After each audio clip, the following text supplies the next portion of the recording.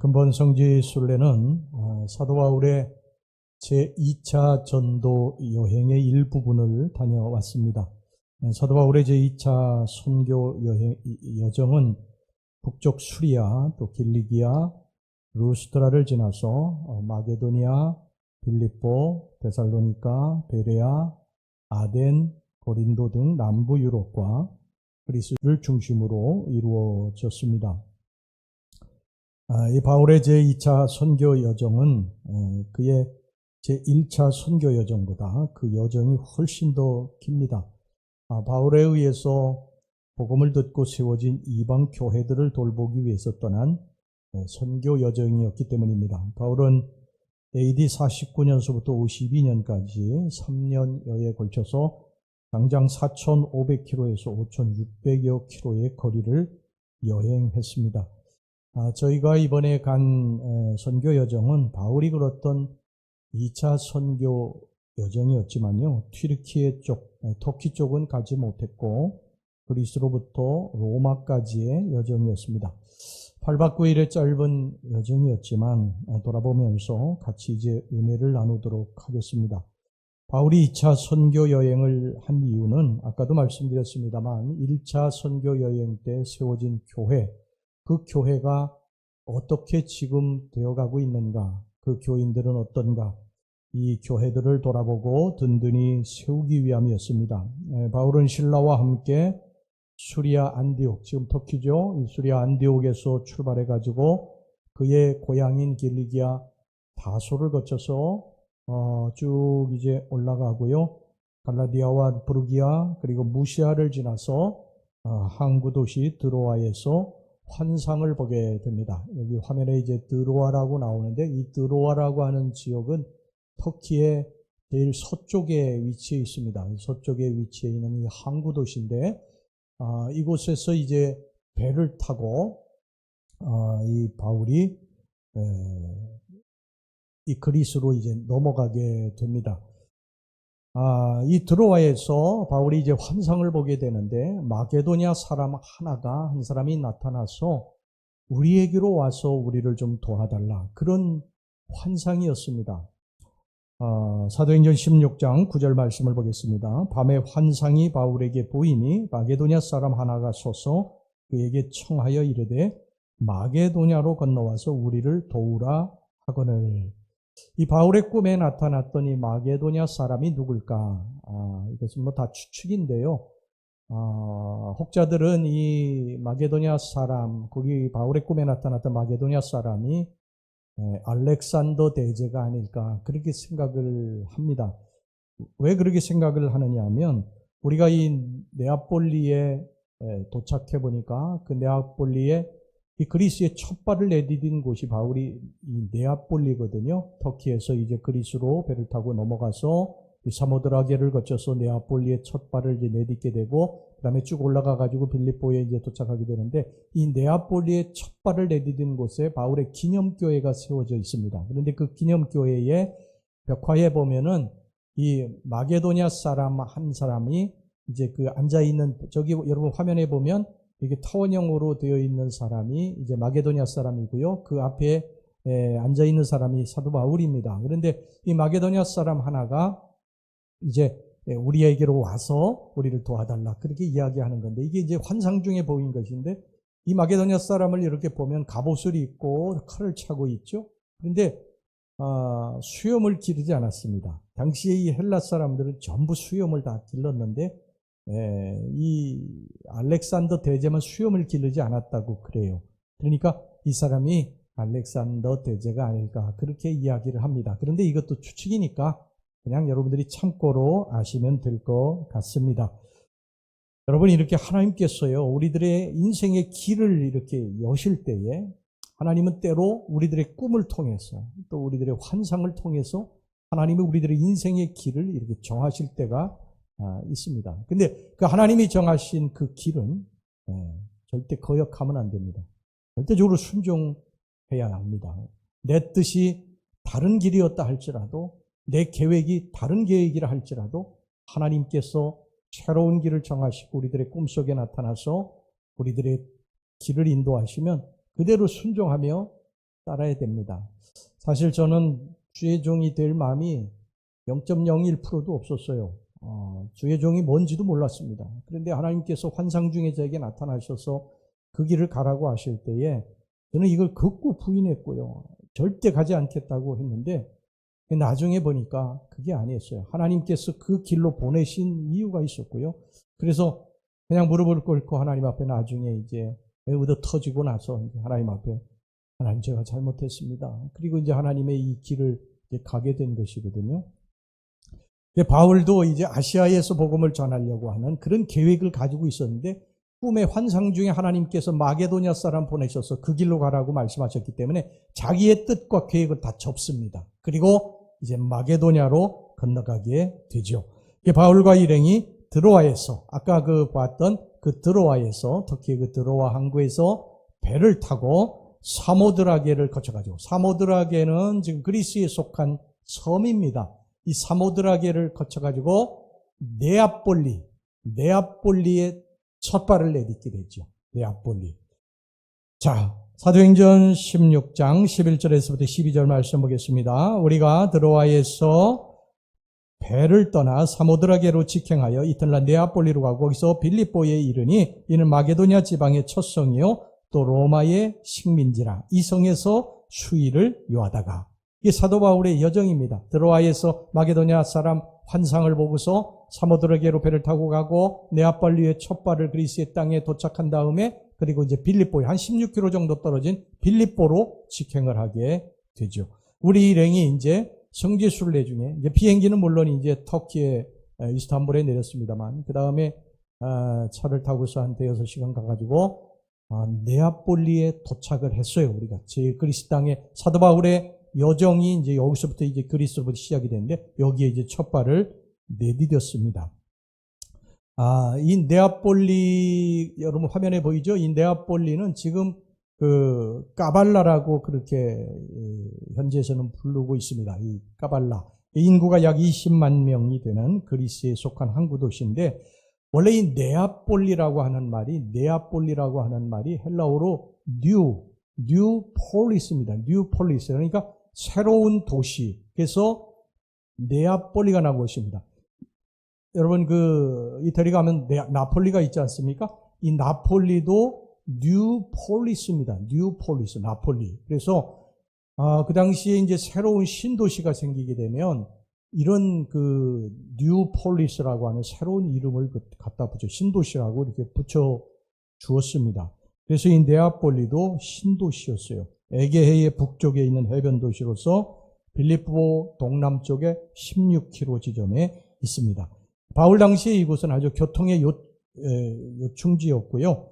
육로 역시 로마로 향하는 이 에그나티아 대로가 이곳을 지나갑니다.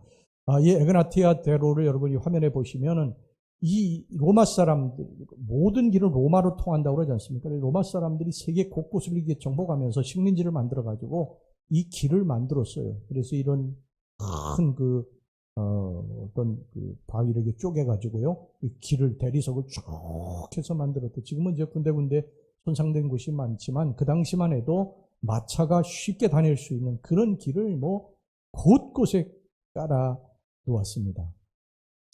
사도 바울도 아마 이 길을 지나서 네아폴리에서 빌립보로 간 것이 틀림없습니다. 이 길을 걸어간 것이죠. 그래서 바울이 마게도냐 첫성 이제 빌립보에 도착을 했습니다. 여러분이 빌립보 유적지를 한번 이렇게 보시면은요, 지금 가보시면 빌립보 유적 엄청나게 큽니다. 지금 저 뒤에 보이는 게 빌립보 어떻게 보면 아크로폴리스 산이고요. 그 뒤에 물론 그 지진으로 다 무너졌습니다만 대단히 큰 그 도시였다고 하는 것을 알 수가 있습니다. 이 헬레니즘 문화와 로마 제국의 영향을 받아가지고 도시의 전체적인 그러한 그 건축 양식이 초기 기독교 역사에 아주 증거가 되는 귀중한 유적지입니다. 그래서 2016년에 유네스코 세계 문화유산으로 이 빌립보가 지정이 됐습니다. 이 알렉산더 대제의 아버지인 필리포 2세가 자기의 이름을 따서 이 도시를 빌립보라고 그렇게 지었습니다. 그래 여기 보면은요, 성벽, 직장, 수많은 공공건물, 주택 등이 여기 그대로 남아 있는데 사실 뭐 다 무너져서 뭐 이게 돌무더기만 있다 할지라도 이 도시가 그 과거에 얼마나 화려했던가 하는 것을 알 수가 있어요. 여기에도 이 에그나티아 대로가 지나가게 되기 때문에 번영을 누렸던 그런 곳이었다고 하는 것을 알 수가 있고, 뭐 곳곳에 라틴어로 새겨져 있는 명문들을 통해서 이 도시가 그 당시 얼마나 번성했던가 하는 것을 우리가 확인할 수 있습니다. 바울은 이곳에 이제 도착을 했습니다. 도착을 해가지고 그가 제일 먼저 한 것이 뭐냐? 며칠을 요하다가 안식일에 기도할 곳을 찾습니다. 사도 바울이 어느 지역을 가든지 그 지역에 가서 제일 먼저 찾은 게 뭐냐면 유대인의 회당이에요. 회당. 회당이 있으면 그 회당에 유대인들이 있고 자기 동족들이 있고 그리고 기도할 수 있으니까 회당을 찾았습니다. 그래 빌립보에 도착해가지고 회당이 어디 있는가 기도할 곳을 찾다 보니까 회당이 없어요. 유대인들은 보통 10명 이상이 되면요 회당을 짓습니다. 그리고 그 회당에서 예배드리고 기도합니다. 그런데 빌립보에는 10명 이상의 유대인들이 없었다고 하는 것을 알 수가 있죠. 회당이 없었기 때문에. 그래서 어쩔 수 없이 사도 바울이 이제 문 밖에 강가로 나가게 됩니다. 저희들도 이제 그 강가를 가봤는데요. 조그만 그런 강입니다. 그 강가를 이제 가가지고 거기서 기도하다가 어느 한 사람을 만나게 되지요. 자, 사도행전 16장 12절 13절 말씀 보겠습니다. 거기서 빌립보에 이르니 이는 마게도냐 지방의 첫 성이요 또 로마의 식민지라. 이 성에서 수일을 요하다가 안식일에 우리가 기도할 곳이 있을까요? 문 밖 강가에 나가 거기 앉아서 모인 여자들에게 말하는데, 자, 바울이 여기에서 이제 강가에 나가서 사람들을 만났는데 거기서 누구를 만나느냐 하면 두아디라에서 온 자색 옷감 장수 루디아를 만나게 됩니다. 그녀에게 복음을 전했어요. 그가 유대인이기 때문에 복음을 전했습니다. 그런데 그 루디아가 성령의 감동을 받아가지고 복음을 받아들이게 됩니다. 사도 바울의 복음을 받아들이게 됩니다. 자, 14절 말씀 보세요. 두아디라 시에, 두아디라는 지금 터키예요. 튀르키예입니다. 튀르키예. 거기에 있는 사람이 아마 어떤 일로 인해 가지고 이곳까지 자색 옷감을 팔려고 온 건지 하여간 거기까지 왔어요. 그래가지고 뭐 거기서 불릴 때는 두아디라 댁, 우리 옛날에 시집 가면 뭐 안성댁 뭐 이렇게 불렀지 않습니까? 그 이 두아디라 시의 루디아라는 이름은 사실 두아디라에서 온 말입니다. 그래서 이 두아디라 루디아가 같이 이렇게 연결되어 있다 하는 것을 우리가 생각하면 되겠습니다. 그래서 한 여자가 말을 듣고 있을 때, 루디아라 하는 한 여자가 말을 듣고 있을 때 주께서 그 마음을 열어 바울의 말을 따르게 하신지라. 성령께서 이 루디아의 마음을 감동시킨 것입니다. 그래서 복음을 받아들이게 되고 루디아가 유럽 최초의 세례 교인이 돼요. 세례까지 받게 되고 그리고 그 가족들도 다 세례받게 만들게 되지요. 여러분, 이 만남이라고 하는 게 얼마나 중요한지요. 루디아가 그 시간에 거기를 나갔고 사도 바울이 회당에 없어서 그 강가로 나가서 루디아를 만나게 되고 루디아가 구원을 받고 하나님의 딸이 된 것입니다. 여러분, 이 만남이 얼마나 중요합니까? 우리 옛날 가수 중에 정훈이라고 하는 유명한 가수가 있죠. 뭐 연세 드신 분들 다 아시죠. 정훈이 정말 노래 잘하는 가수인데 안개라고 하는 그러한 노래도 불렀고 꽃밭에서라는 노래도 불렀고 또 무인도라고 하는 노래도 불렀고 이 노래 가지고 세계 그 가요제에 나가가지고 최우수 가수상도 타고 뭐 그랬지 않습니까? 이 정훈이가 이 집안이 전부 다 그 음악 가족이에요. 아버지가 피아니스트고 삼촌이 뭐 이 밴드 마스터고 뭐 오빠들은 전부 기타리스트고 전부 음악하는 사람들입니다. 원래 음악이 이렇게 그 가정의 이 DNA로 흐르는 가정이기 때문에 음악하고는 뭐 뗄래야 뗄 수 없는 그런 가정이죠. 어느 날 정훈이가 이제 서울에 올라와 가지고 서울에서 그 그랜드 호텔에서 밴드 마스터 하는 삼촌에게 갔어요. 그랜드 호텔을 간 것입니다. 그랜드 호텔을 가가지고 워낙 노래를 잘하니까 여고 시절에 노래를 워낙 잘하니까 삼촌이 밴드 마스터를 있으니까 한번 노래를 몇 곡 부른 것 같아요. 연습 삼아 가지고 그곳에서 이제 노래를 부르는데 거기에서 누구를 만나게 되느냐? 마침 그 홀의 옆에 식당에서 식사를 하고 있던 이봉조 선생을 만나게 됩니다. 이봉조 작곡. 그 당시에 최고의 작곡가를 거기서 만나게 돼요. 마침 거기 이봉주 선생이 식사하고 있다가 그 노래소리를 들은 것입니다. 그래가지고 깜짝 놀랐어. 이게 도대체 누가 하는 노래인가 하고서 그곳으로 와보니까 웬 앳된 여고생이 노래를 부르고 있는데 뭐 노래가 기가 막힌 것입니다. 목소리가 너무너무 기가 막힌 거예요. 근데 그때 마침 이봉조 선생이 안개라는 곡을 만들어 놓고 이걸 누구에게 줘야 될까 가수를 찾고 있던 중이었어요. 그런데 그 노래소리를 듣고 정훈이에게 줘야 되겠다. 저 소녀에게 줘야 되겠다. 그래가지고 그 정훈이가 그 노래를 받아가지고 노래를 불러가지고 뭐 이력 그냥 유명 스타에 오르지 않습니까? 여러분 이게 사람의 만남이라고 하는 것이요. 얼마나 중요한지 모릅니다. 사랑하는 우리 성도 여러분, 여러분들 만남을 위해서 좋은 만남을 위해서 기도하시기를 바랍니다. 특별히 여러분들의 자녀들을 위해서 기도할 때마다 빼놓지 말고 기도하셔야 될 게 좋은 만남입니다. 정말 좋은 사람을 만나야 돼요. 좋은 사람을 만나야 그의 인생이 축복된 인생이 되는 것입니다. 잘못 만남이 엮여지게 되면요, 우리 인생이 완전히 곤두박질 치게 되는 거예요. 그래서 우리 자녀들을 위해 기도할 때마다 이걸 빼놓으시면 안 됩니다. 손주들을 위해 기도할 때마다 앞으로 좋은 만남이 이 자손들에게 있게 없어서 여러분 그렇게 늘 기도하시기를 주의 이름으로 축원합니다.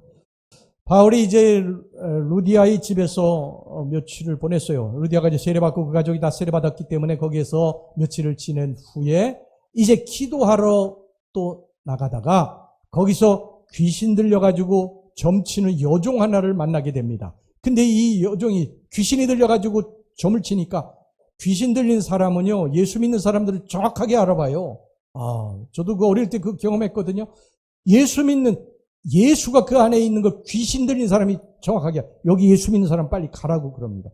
영적으로 서로 연결이 되기 때문에 그래요. 이 귀신 들린 여종도 성령, 바울 안에 있는 성령을 알아본 것 같아요. 계속 소리를 지르면서 이 바울의 뒤를 쫓아다녔습니다. 사도행전 16장 17절 말씀 보세요. 그가 바울과 우리를 따라와 소리질러 이르되 이 사람들은 지극히 높은 하나님의 종으로서 구원의 길을 너희에게 전하는 자라. 이렇게 계속 소리를 지르면서 졸졸졸 쫓아다니니까 몇 날 며칠을 그러니까 사도 바울이 견디다 못해가지고 나사렛 예수 그리스도의 이름으로 이 귀신을 쫓아냈습니다. 사도행전 16장 18절 말씀 보세요. 이같이 여러 날을 하는지라 바울이 심히 괴로워하여 돌이켜 그 귀신에게 이르되 예수 그리스도의 이름으로 내가 네게 명하노니 그에게서 나오라 하니 귀신이 즉시 나오니라. 여러분 귀신은 누구의 이름으로 쫓아내야 됩니까? 예수 그리스도의 이름으로 쫓아내야 됩니다. 절대 우리의 힘으로 귀신을 이길 수가 없어요. 귀신의 강력한 힘이 우리 제압하면 우리 꼼짝 못합니다. 나사렛 예수 그리스도의 이름으로 귀신은 쫓아나게 되는 줄로 믿으시기 바랍니다. 자, 그러니까 귀신이 이제 떠나갔어요.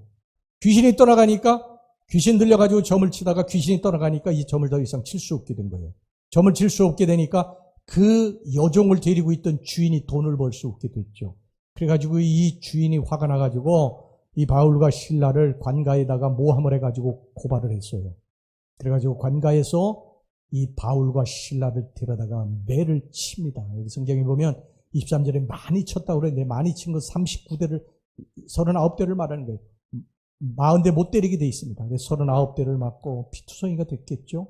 피투성이가 된 후에 깊은 감옥에 이제 갇히게 됩니다. 자, 22절 보겠습니다. 무리가 일제히 일어나 고발하니 상관들이 옷을 찢어벗기고 매로 치라 하여, 그리고 24절 그가 이러한 명령을 받아 그들을 깊은 옥에 가두고 그 발을 착고에 든든히 채웠더니, 착고라고 하는 거는요, 나무를 뾰족하게 깎아가지고 발에다가 이렇게 씌우는 족쇄를 말하는 거예요. 그래가지고 발을 조금만 움직여도 이 뾰족한 나무가 이 살을 찔러가지고 여기가 고통이 오고 피가 쏟아지고 그렇게 되는 게 착고입니다. 굉장히 고통스러운 것이죠. 깊은 옥에 갇혔다고 되어 있어요. 여기 성경에 보면 매를 맞아서 온몸이 피투성이가 되고, 그리고 발은 착고에 채워지고 깊은 옥에 갇혔어요. 빛도 들어오지 않는 그런 깊은 옥에 갇혔습니다. 이들이 잘못한 게 없죠. 잘못한 게 하나도 없습니다. 하나님 앞에 뭐 잘못한 게 있습니까? 하나님 앞에 잘못한 거 있으면 하나님께 이러한 고통을 받는 게 당연한 것인데 하나님 앞에 잘못한 게 없어요. 주의 복음을 전하는 것밖에 없어요. 그런데 이들에게 이런 고통이 왔어요. 그러면 여러분 원망하고 불평할 법도 하지 않습니까? 그런데 이들이 선택한 건 그게 아니에요. 한밤중에 일어나서 하나님 앞에 기도하고 찬송하기 시작을 합니다. 하나님 앞에 기도하고 찬송하기 시작을 해요. 그러는데 어떤 놀라운 일이 일어나게 됩니다. 갑자기 지진이 나가지고 옥토가 움직이고 옥문이 열려지고 그들의 발에 채워져 있던 착고가 풀어지는 역사가 나타나게 됐는 줄로 믿습니다. 25절 보세요. 한밤중에 바울과 실라가 기도하고 하나님을 찬송하며 죄수들이 듣더라. 여러분, 우리 인생이 지금 감옥과 같은 인생에서 살고 있는 분들이 계실지 모르겠습니다. 숨 쉬는 것마저 힘들고 사는 것 자체가, 입에다가 밥을 넣고 사는 것 자체가 고통스럽고 힘든 분들도 아마 여기 계실지 모르겠어요. 근데 여러분 기억하시기 바랍니다. 이러한 감옥과 같은 인생, 착고에 채워져 고통을 당하는 이러한 인생에 우리들이 어떻게 해야 될 것인가? 원망하고 불평하면 안 됩니다. 내 인생을 한탄하고 원망하고 불평하고 단식하면 안 됩니다. 그 다음에 우리가 여기에서 선택해야 될 건 뭐냐? 바로 기도와 찬송인 줄로 믿습니다. 우리 인생을 바꾸는 건 기도와 찬송입니다. 물론 고통스러운 환경에서 우리들이 하나님 앞에 감사하고 기도하는 게 쉬운 일은 아닙니다. 그러나 억지로라도 해야 됩니다. 억지로라도 하다 보면 나중엔 정말 하나님 앞에 감사하게 되고 그 감사와 기도가 우리의 감옥과 같은 인생, 착고에 매어진 인생을 풀어지는 역사를 만들어낼 줄로 믿습니다. 간수가 자다가 깜짝 놀라가지고 지진 소리에 깨서 보니까 옥문이 다 열려진 것입니다. 옥문이 다 열려졌다고는 죄수들이 다 도망갔다는 이야기죠. 그래서 자결하려고 칼을 빼들게 됩니다. 죄수들이 다 도망갔으니 자기 살 길이 없는 거죠. 그때 바울이 그 간수를 말리고 우리가 여기 있다고 그 간수 앞에 나타납니다. 간수가 깜짝 놀란 것이죠. 보통 죄수들 같으면 옥문이 열려지면 다 도망쳐야 마땅한 것인데 바울과 실라는 간수 앞에 그대로 그 감옥에 그대로 있는 것입니다. 아마 그 감옥에서 바울이 복음을 그 간수들에게 전했던 것이 틀림없습니다. 그래 간수가 그 복음을 들었었는데 정말 이러한 문제가 닥치게 되니까 이들이 전한 복음이 정말 진실이라고 하는 것을 여기서 깨닫게 된 것이죠. 그래서 간수가 그들 앞에 무릎을 꿇고 내가 어떻게 하여야 구원을 얻으리까? 이렇게 물어봅니다. 그때 사도 바울이 유명한 말을 하죠. 사도행전 16장 31절 말씀 봅시다. 이르되 주 예수를 믿으라. 그리하면 너와 네 집이 구원을 받으리라. 예수가 구원자십니다. 바울이 평생토록 이거 하나 붙들고 자기의 부귀영화 이거 다 분토와 같이 버리고 예수를 쫓아 산 것입니다. 예수가 구원자다. 예수가 구원자다. 예수가 우리를 죄와 사망에서 구원하신 구원자다. 여러분 그렇습니다. 예수님 때문에 내가 죄에서 구원받고 예수님과 이 땅에서 동행하며 언젠가 예수님 손을 잡고 죄사함 받은 사람들이 가는 천국에 가게 될 줄로 믿습니다. 세월이 흘러가니까요. 이제 나이가 들어가니까 점점 죽음에 대한 깊은 생각들을 이제 하게 됩니다. 우리들이 마지막 죽을 때 이렇게 보면은요, 정말 어떻게 보면 너무 외롭게들 가십니다. 어떻게 보면 주환자실에서 아니면 저 요양원에서 외롭게 그냥 홀로 숨져가요. 늙음이라고 하는 게 참 어떻게 보면 슬프고 마음이 아파요. 그래서 여러분 꼭 기억하시기 바랍니다. 사람은 내 곁에 내가 중환자실에 있어서 내가 요양병원에 홀로 죽어가고 있어도 사람은 가족까지도 내 곁에 함께하지 못하지만 예수 그리스도 그분이 저와 여러분들과 함께 동행하실 것을 믿으시기 바랍니다. 분명히 약속하셨지 않습니까? 내가 사망의 음침한 골짜기로 지날지라도 내가 해를 두려워하지 않은 것은 주의 지팡이와 막대기가 나를 안위하신다. 주님이 나와 함께 하실 것을 여러분 믿으시기 바랍니다. 그 외로운 죽음의 길을 우리 주님이 함께 하실 것입니다. 간수가 여기서 예수님 영접합니다. 예수님 영접하고 구원받아요. 그리고 그와 그의 가족들 다 수료받고 예수 믿게 됩니다. 로마의 두 번째 교인이 된 거예요. 바울이 이제 이 빌립보에서 복음 전하고요. 그리고 이제 암비볼리와 아볼로니아를 거쳐서 데살로니가로 내려갔습니다. 자, 여기 이렇게 보면 빌립보에서 이제 남쪽으로 내려오는 거예요. 저희들이 이 길을 밟아온 것입니다. 네아폴리에서 빌립보로 올라가고 빌립보에서 이제 암비볼리로 내려오고 아볼로니아까지 이제 쭉 내려오게 됩니다. 사도행전 17장 1절 말씀 보세요. 그들이 암비볼리와 아볼로니아로 다녀가 데살로니가에 이르니 거기 유대인의 회당이 있는지라.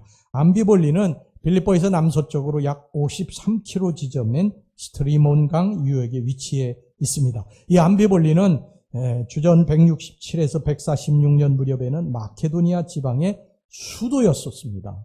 그 정도로 번화했던 곳이고요. 이곳이 한때는 석유, 목재, 와인, 무화과, 금, 은, 모직, 석유 등으로 명성을 떨쳤고 공회당, 마차, 경주장까지 갖춘 대규모의 도시였다고 그럽니다. 근데 이 암비볼리는 빌립보 지방보다도 더 큰 도시였지만 바울은 왠지 이곳을 그냥 지나가기만 해요. 지나가기만. 그래서 암비볼리에 대한 그러한 어떤 성경의 기록은 없습니다. 이곳에는 약 2500년 된 사자상이 있어요. 사자상. 저희들이 이제 그곳에 가서 사진을 찍었는데 여기 화면에 보이시죠? 이게 2500년 된 사자상입니다. 아마 이런 사자상이 거기 굉장히 많이 있었겠죠. 아마 바울도 틀림없이 이 에그나티아 대로를 통해서 이 사자상을 보고 갔음에 틀림없습니다. 자, 그리고 이제 바울이 이 암비볼리를 거쳐가지고 아볼로니아로 내려가게 되는데 이 아볼로니아는 암비볼리로부터 약 48km 떨어져 있어요. 데살로니가로부터는 한 61km 정도 떨어져 있는 볼레 호수 남쪽에 위치해 있습니다. 이 아볼로니아에도 로마로 가는 이 에그나티아 대로가 있었기 때문에 다른 도시들처럼 굉장히 번화한 도시였습니다. 이 도시의 이름 아볼로니아는 바로 이 태양의 신인 아폴론에서 유래가 됐습니다. 이 지역의 이름이 아볼로니아인 것을 보면 이 지역에서 신을 아폴론 신을 섬겼던 것을, 숭배했던 것을 알 수가 있습니다. 이 아볼로니아는 암비볼리보다 훨씬 적은 지역이고요. 지금 약 500명 정도의 그러한 사람들이 살고 있는 조그만 시골 동네입니다. 여기에 큰 유적은 없지만 바울이 여기서도 복음을 전했어요. 바울이 설교했던 설교단, 이걸 비마라고 그러는데 이 설교단이 지금 여러분 화면에 보이시죠? 이 사도 바울이 저기에서 설교했습니다. 설교하고 그 수많은 사람들 앞에서 예수 그리스도가 부활하셨다. 예수 그리스도가 구주시다. 구원자시다. 이것을 설교했죠. 저희들 위해서 사진 찍고 그리고 이제 내려왔습니다. 바울은 이 두 곳을 거쳐가지고 이제 데살로니가로 내려갔습니다. 데살로니가는 기원전 315년에 이 마케도니아 왕 카산드로스가 건설한 도시로 그의 부인이자 알렉산더 대왕의 누이의 이름을 따서 데살로니가라는 이름을 붙였습니다. 2011년의 인구조사에 따르면 이 데살로니가 시의 인구는 32만 2,240명이고요. 데살로니가는 그리스의 경제, 산업, 상업, 정치면에서 제2의 중심지이고 남동부 유럽의 교통요지이기도 합니다. 이 데살로니가 여러분 화면을 한번 여기 보시기 바랍니다. 굉장히 큰 도시입니다. 바울은 이곳에서 3일에 동안 여기 엄청나게 큰 도시에 바울이 3일에밖에 없었어요. 한 20일 정도 그거밖에 있지 못했어요. 여기에서 이제 복음을 전하는데 이 복음을 받고 경건한 헬라인의 무리와 적지 않은 귀부인들이 예수를 믿었습니다. 사도행전 17장 2절에서부터 4절까지 말씀 보세요. 바울이 자기의 관례대로 그들에게로 들어가서 새 안식일에 성경을 가지고 강론하며 뜻을 풀어 그리스도가 해를 받고 죽은 자 가운데서 다시 살아나야 할 것을 증언하고 이르되 내가 너희에게 전하는 예수가 곧 그리스도라 하니 그 중에 어떤 사람 곧 경건한 헬라인의 큰 무리와 적지 않은 귀부인도 권함을 받고 바울과 실라를 따르나. 근데 여기에서 세일야밖에 복음을 전하지 못한 이유는요, 유대인들이 바울을 죽이려고 했기 때문입니다. 유대인들이 곳곳에 흩어져가지고 살았기 때문에 여기 데살로니가에도 유대인들이 꽤 많았던 것 같아요. 그래서 데살로니가 유대인들이 이 사도 바울이 자기들이 듣지도 못하는 예수에 대해 예수가 그리스도라고 하니까 불량배들을 동원하게 되면 지금으로 말하면 폭력배들이죠. 폭력배들을 동원해가지고 사도 바울을 죽이려고 이제 달려들게 됩니다. 5절 말씀 보세요. 그러나 유대인들은 시기하여 저자의 어떤 불량한 사람들을 데리고 떼를 지어 성을 소동하게 하여 야손의 집에 침입하여 그들을 백성에게 끌어내려고 찾았으나, 그래가지고 형제들이 이 사도 바울을 얼른 피신시킵니다. 베레아로 피신시켜요. 10절 말씀 보세요. 밤에 형제들이 곧 바울과 실라를 베레아로 보내니 그들이 이르러 유대인의 회당에 들어가니라. 이 베레아로 이제 내려옵니다. 데살로니가에서 이제 베레아로 내려오는데, 이 베레아는 데살로니가 서쪽 80km 지점에 있어요. 와다르 평야에 위치한 마게도냐 주의 한 성읍입니다. 이 베레아 사진을 한번 보시기 바랍니다. 이 베레아 보면요, 현재는 그리스 북부 이 마케도니아의 베리아라는 이름으로 알려진 고대 그리스 로마 시대의 도시였습니다. 바울 일행은 데살로니가에서 이 베레아로 도망을 쳐가지고요, 여기에 회당에서 복음을 전하는데, 이곳에서의 전도 사역은 성공적이었습니다. 왜냐하면 이 데살로니가 사람들보다도 베레아 사람들은 마음이 너그럽고 마음이 따뜻하고 복음을 받아들이는 마음, 그리고 복음을 묵상하려고 하는 마음이 컸기 때문입니다. 사도행전 17장 11절에 그것을 누가가 기록하고 있어요. 베레아에 있는 사람들은 데살로니가에 있는 사람들보다 더 너그러워서 간절한 마음으로 말씀을 받고 이것이 그리어한가 하여 날마다 성경을 상고함으로, 그들은, 이 베레아 사람들은 좋은 성품을 가졌던 것 같아요. 그래서 복음을 쉽게 받아들이고 그 사람들이 바울과 실라 그 일행을 따뜻하게 맞이해 주었습니다. 그런데 이것도 얼마 못 갔어요. 데살로니가에 있는 이 악한 자들이 다시 여기까지 베레아까지 내려와가지고 사도 바울을 죽이려고 했던 것입니다. 그래서 사도 바울이 어쩔 수 없이 실라와 디모데를 거기에 남겨둔 채 아테네로 떠나게 됩니다. 사도 바울의 여정이 그래요. 복음 전하다가 때로 돌에도 맞고 사람들에게 침뱉음도 당하고 주먹으로도 맞고 배고픔도 겪고 계속 옮겨다니는 것입니다. 이제 데살로니가에서 베레아로 옮겨와 겨우 복음 전할 만한데, 데살로니가 사람들이 거기까지 와가지고 사도 바울을 죽이려고 하니까 어쩔 수 없이 이제 아테네로 떠나게 됩니다. 여러분, 아테네는 고대 헬라 도시 국가 연맹 중 하나였던 이 아티카의 수도고요, 현대 그리스의 수도입니다. 여러분, 아테네 여기 보세요. 아마 화면을 보시기 바랍니다. 이게 이제 아크로폴리스인데요. 이 그리스의 수도입니다. 이게 3,400년 전의 도시입니다. 3,400년 전의 도시. 그러니까 우리나라 3,400년 전의 도시가 우리나라는 없죠. 우리는 건물 자체가 목조기 때문에 오래가지 못하는, 저 사람은 탁 대리석이기 때문에 이게 3,400년 전 도시들의 모습입니다. 이게 저게 파르테논 신전이죠. 저희들 저기 올라가가지고 사진 찍는데 얼마나 더운지 한 40도쯤 올라가는데 뭐 견딜 수가 없어요. 저 그늘이 하나도 없으니까. 그래도 저기서 우리들이 기도하고 하나님 앞에 찬양하고 그랬는데, 지금 이 고대 아테네에서는 약 25,000명이 살고 있었던 그런 대도시였습니다. 그래서 아덴은 헬라의 철학, 또 예술, 과학의 중심지였고 민주주의 또 발생지고 고대 세계에서 가장 유명한 도시 중에 하나였어요. 그런데 사도 바울이 여기 아테네에 와보니까, 데살로니가에서 아테네에 와보니까 아테네의 모든 그러한 사람들이 다 우상을 섬기고 있었어요. 이방신을 섬기고 있었습니다. 그것에 대해서 사도 바울이 굉장히 격분을 하게 되죠. 사도행전 17장 16절 말씀 보세요. 바울이 아덴에서 그들을 기다리다가 그 성에 우상이 가득한 것을 보고 마음에 격분하여, 그래서 이 사도 바울이 여기서 이제 복음을 전하게 됩니다. 회당에서 복음을 전하고, 그리고 아고라 시장에 나가가지고 사람들을 만나서 복음을 전하고, 그리고 특별히 이제 그 파르테논 신전이 있는 이 아크로폴리스 아래에 아레오바고라고 하는 이 바위 언덕이 있어요. 이 아레오바고, 여러분이 화면에 보시면 이 아레오바고 언덕이, 성경에 나오는 이 아레오바고 언덕이 저 파르테논 신전이거든요. 저기 아크로폴리스인데 바로 아래에 큰 바위 언덕인데 여기에서 복음을 전했습니다.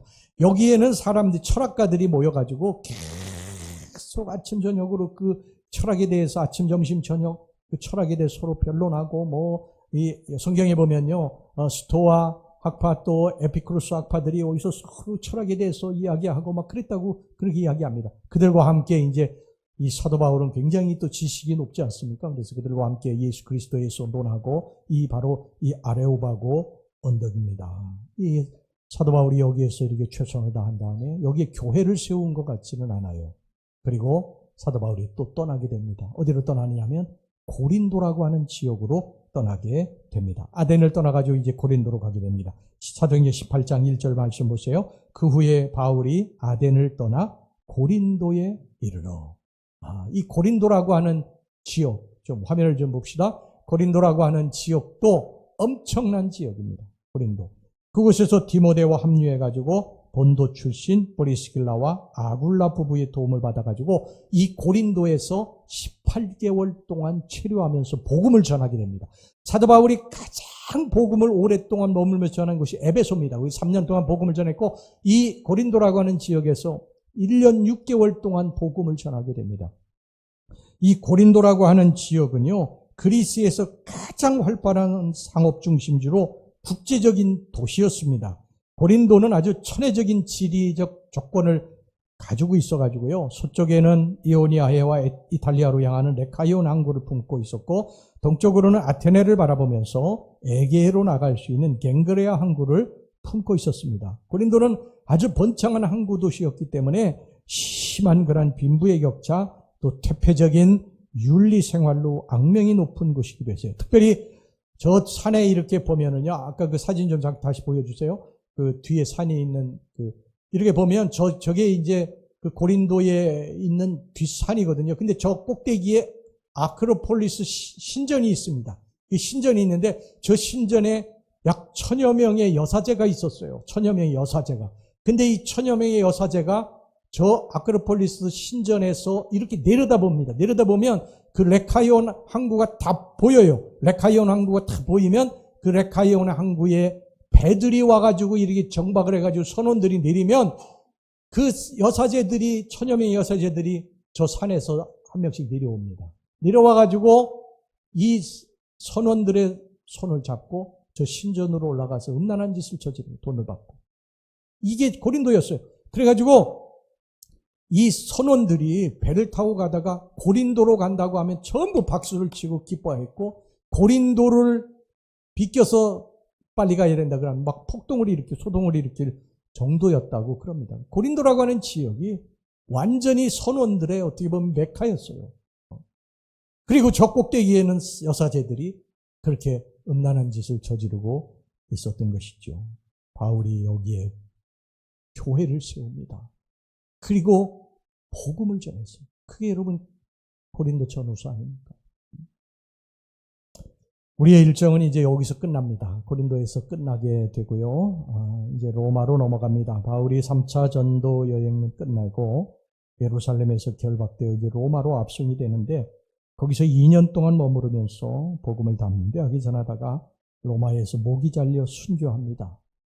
8박 9일에 사도 바울의 여정을 따라 걸으면서 그런 생각을 해봤어요. 야, 이게 사람의 힘으로 가능한 일인가? 우리들은 좋은 숙소에 묵고 좋은 음식을 먹고 좋은 차를 타고 다녀도 이렇게 힘이 드는데, 사도 바울은 걸어가면서 수많은 사람들의 핍박을 받으면서 어떻게 이 길을 갈 수가 있었을까? 이게 사람의 힘으로 가능한 것인가? 가능하지 않습니다. 이건 성령께 붙들려서 성령의 이끄심대로 가지 않으면 도저히 불가능한 일입니다.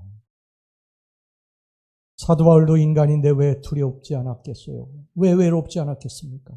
그런데 그때마다 성령님께서 나타나셔서 사도 바울에게 두려워 말라, 무서워하지 말라, 염려하지 말라, 계속 성령이 말씀하셨습니다. 사도행전 18장 9절 10절 말씀 보세요. 밤에 주께서 환상 가운데 바울에게 말씀하시되 두려워하지 말며 침묵하지 말고 말하라. 내가 너와 함께 있음에 어떤 사람도 너를 대적하여 해롭게 할 자가 없을 것이니 이는 이 성중에 내 백성이 많음이라 하시더라. 사도행전 23장 11절 그날 밤에 주께서 바울 곁에 서서 이르시되 담대하라. 내가 예루살렘에서 나의 일을 증언한 것 같이 로마에서도 증언하여야 하리라 하시니라. 사도 바울 정말 위대한 사도입니다. 주님께 붙들려가지고 일평생을 주를 위해 산 사람. 그가 아마 예수를 안 믿었으면 정말 평생을 행복하고 부귀영화를 누리고 사람들에게 존경받고 그렇게 살아야 되는데 예수 믿고 예수 만나고 예수 복음 들고 나가면서 이 엄청난 고통을 당해서 그 걸어갔던 그 길. 그는 평생 주를 위해 죽을 각오로 살았어요. 오늘 여기 본문의 말씀을 이제 보시기를 바랍니다. 오늘 본문의 말씀 우리 다 같이 한번 읽어보겠습니다. 사도행전 20장 24절 말씀입니다. 시작. 내가 달려갈 길과 주 예수께 받은 사명 곧 하나님의 은혜의 복음을 증언하는 일을 마치려 하면은 나의 생명조차 조금도 귀한 것으로 여기지 아니하노라. 그는 살아도 주를 위해 살았고 죽어도 주를 위해 죽었습니다. 그렇게 일생을 산 사람이에요. 베레아에 이제 그분의 동상이 있거든요. 근데 청동상이 있는데 그 베레아에 있는 그 사도 바울의 청동상의 눈을 보면요. 안질 백내장 이것으로 인해서 눈이 너무 정말 처절한 눈이에요. 처절한 눈. 그 사도 바울이 그 베레아에서 복음을 전하는데 그 사도 바울의 왼쪽 손이 이렇게 구부러져 있는데 거기 왼쪽 손에 제 오른손을 걸었어요. 10분의 1만이라도 100분의 1만이라도 주님이 사도 바울이 걸었던 이 길을 제가 굳건히 걷게 하옵소서. 그렇게 약속하고 그 손에다가 제 손을 걸었습니다. 카타콤베에 300년이 넘도록 핍박을 피해서 그 지하에 숨어들어서 하나님 앞에 예배드리고 찬송드렸던 그 지하 묘지 카타콤베에 들어가서 은평지방 목회자들이 주일 예배를 드리면서 하나씩 울었어요. 하나님 앞에. 그리고 사도 바울이 목이 잘려가지고 참수당한 그곳에 예배당이 세워져 있는데 그 성당 안에서 찬송 부르는 것이 허락이 돼서 저희들만 부르는 것이 허락이 돼가지고 거기서 찬송을 부르면서 정말 많이 울었습니다. 오늘 이 찬송을 우리들이 이제 듣기를 원합니다. 찬송을 거기서 우리 교역자들이 사모님들이 찬송을 부르면서 여러 곡을 불렀는데 다 들을 수는 없고요. 그냥 제가 짤막하게 편집을 해서 여러분들에게 들려드리고 이제 이 설교를 제가 마치도록 하겠습니다.